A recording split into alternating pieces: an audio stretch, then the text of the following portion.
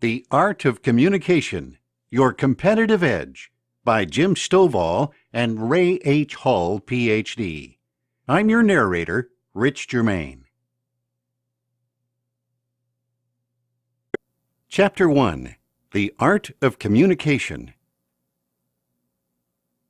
Introduction. Successful communication is an art. It is an art, but it is also a science. There are so many intricate, or perhaps I should say delicate, components that are involved in interpersonal communication. It is a wonder that it is ever actually considered to be successful. On the other hand, the many components of successful interpersonal communication can be learned. That is the purpose of this book, to instruct the reader regarding the many elements of this oftentimes misunderstood and nearly mystical system of purely human interaction that is called verbal and nonverbal communication. Why is it important to study interpersonal communication? Much of what we do in our day-to-day interactions with colleagues, friends, significant others, and the public involves communication in one form or another. As we work to be successful in our occupations and our personal relationships, or as we strive for advancement in any organizational structure, it is imperative that we become familiar with the processes involved in effective interpersonal communication and its potential impact on all that we do. Importantly, interpersonal communication goes beyond talking. Much beyond simply talking, interpersonal communication includes the creation of an atmosphere of communication that results in positive and constructive interaction with others. The better we are in this aspect of our life, the more successful we will become. All else being equal, it is often the basis upon which we choose our physician, our dentist, our favorite place to eat, the family member everyone goes to when there is a problem, our place of worship, the politicians we vote for, our child's babysitter, and even our hairdresser. We are drawn to those who make us feel most comfortable, who communicate with us in a positive and supportive manner, who seem to understand our problems, those we trust, and who we would go to in times of difficulty. It is, in the end, what separates those who are successful in their life and in their work from those who are less successful. It signifies who we are or who we want to be. In fact, a Wall Street Journal corporate recruiter survey lists the 10 most important attributes that high-level recruiters look for, and communication, interpersonal skills, is consistently found at the top of the list. Skill in communication is critically important to our success in any field. So what does it involve? Importantly, interpersonal communication not only involves what we say, but very importantly, what we do in our communicative interactions with others.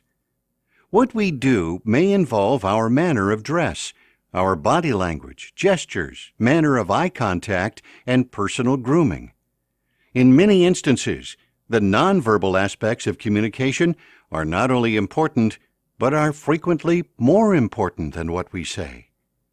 The intended result of those verbal and nonverbal interactions may be a change in attitudes, behaviors, or beliefs of the person with whom we are communicating. Or perhaps it can result in the development of creative resolutions through constructive problem solving, when otherwise there may have been conflict. But the characteristics of unpredictability and the inherent complexities of interpersonal communication make it particularly challenging. Why do some people seem to have difficulty communicating well with others? As we just stated, I said that the characteristics of unpredictability and the inherent complexities of interpersonal communication make that important activity particularly challenging. For some people, the complexities that are inherent in interpersonal communication are the catalyst for the difficulties that they experience in their ability to communicate effectively with others. Why is that? It is because some people seem to have difficulty attending to all the complex events that can occur during communicative exchanges, or they have not been formally or even informally prepared in this complex aspect of human behavior. Their personality or behaviors may be getting in the way of positive and constructive interpersonal interaction with others. Or during their earlier years, they may have been exposed to poor models of communication.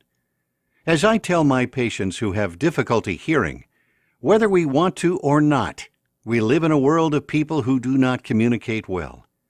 I continue by saying, but we also live in a world of people who do not possess the knowledge or skill to be good communicators.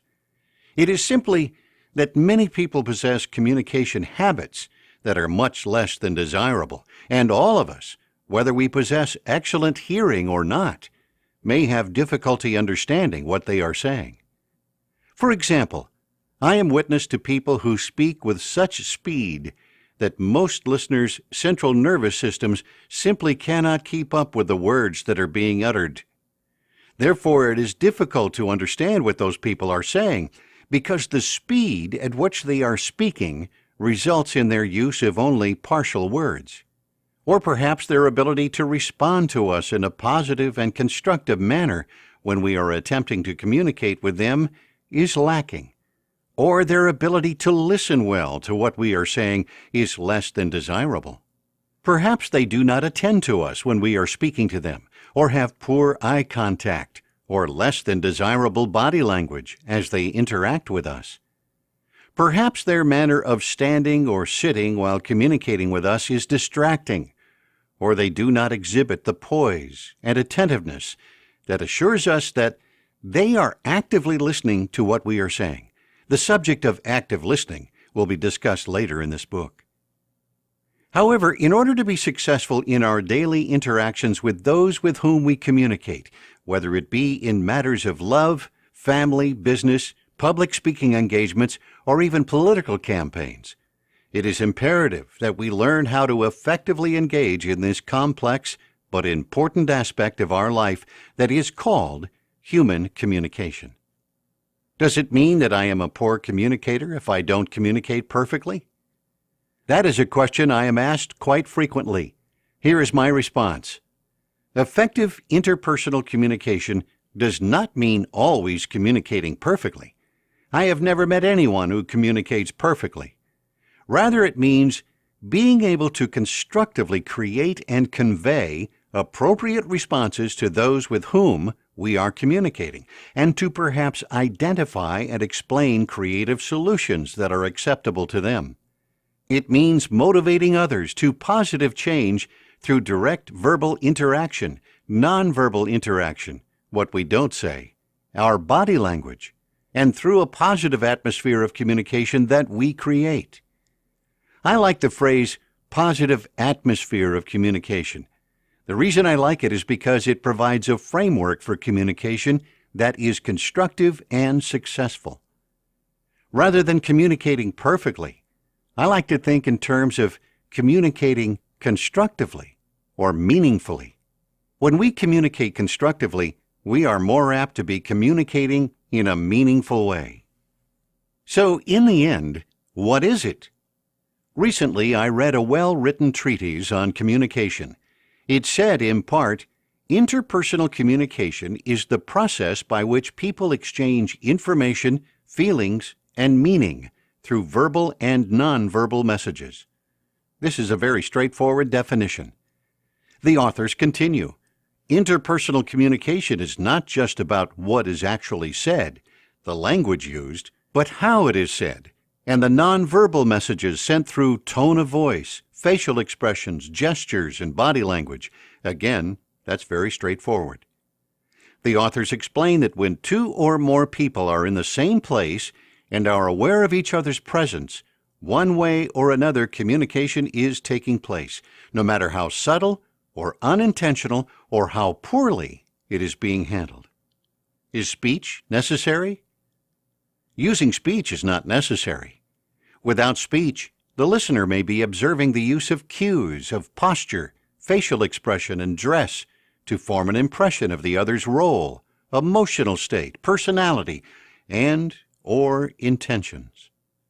Although no communication may be intended, people receive messages through nonverbal behaviors. Nonverbal communication will be discussed later in this book. Some principles now of interpersonal communication. The authors continue by giving principles of interpersonal communication that I personally like. Most of these will be addressed throughout this book in different chapters, but they are listed here. They govern the effectiveness of communication.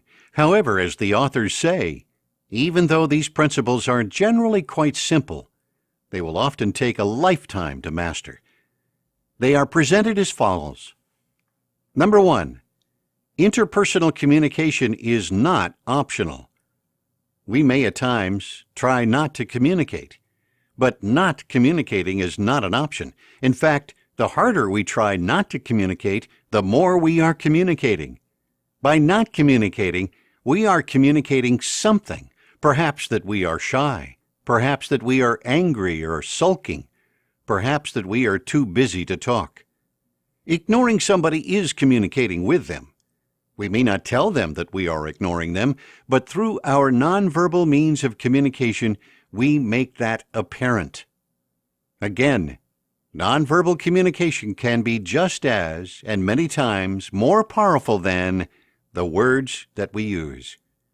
Our body posture and position, and our eye contact, or lack of it, are all important. Even the smallest and most subtle of mannerisms communicate something to others. Number 2, communication is irreversible. Interpersonal communication is irreversible. Perhaps we can wish we had said nothing.